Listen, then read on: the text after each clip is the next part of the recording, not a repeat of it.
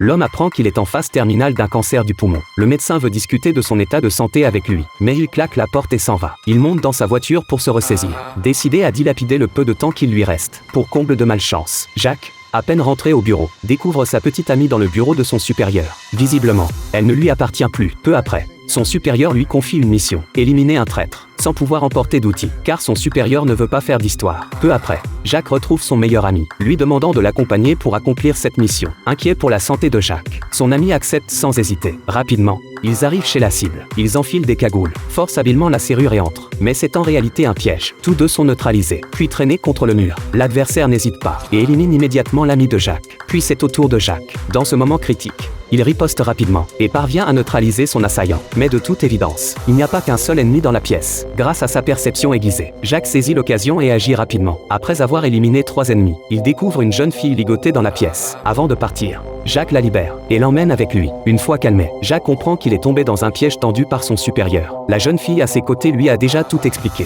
Jenny est une fille de la ville, appelée par le propriétaire pour ses services. Mais à peine entrée, 3 hommes ont fait irruption. Ils ont immédiatement tué le propriétaire et s'apprêtaient à éliminer Jenny quand Jacques et son ami sont entrés. Jenny a ainsi échappé au pire. Après avoir tout appris, Jacques dit à Jenny qu'il doit fuir rapidement. Il connaît bien son supérieur, qui ne les laissera jamais tranquilles. Bientôt, Jacques entre dans un bar pour se reposer un moment. Jenny, qui n'a nulle part où aller, veut suivre Jacques. Mais Jacques refuse. Il veut la laisser ici, car il ne veut pas s'encombrer d'un fardeau pendant sa fuite. En entendant Jacques parler ainsi, Jenny déclare immédiatement qu'elle ne veut pas rester ici, sans argent. Si elle reste ici, elle sera certainement harcelée et maltraitée par des ivrognes. Jacques ne dit rien. Il emmène simplement Jenny hors du bar. Jenny pense que son charme n'attire pas Jacques. Arrivée à l'hôtel, elle se cache dans les toilettes pour pleurer. Le lendemain matin, elle met une robe rouge sexy, essayant d'éveiller l'intérêt de Jacques. Mais Jacques reste indifférent. Il fait rapidement ses bagages et reprend la route en voiture, craignant d'être rattrapé s'il va trop lentement. Après une journée entière de route, il décide de passer la nuit dans la voiture. Cette nuit donne à Jenny un grand sentiment de sécurité, renforçant sa résolution de suivre Jacques désormais. Au lever du jour,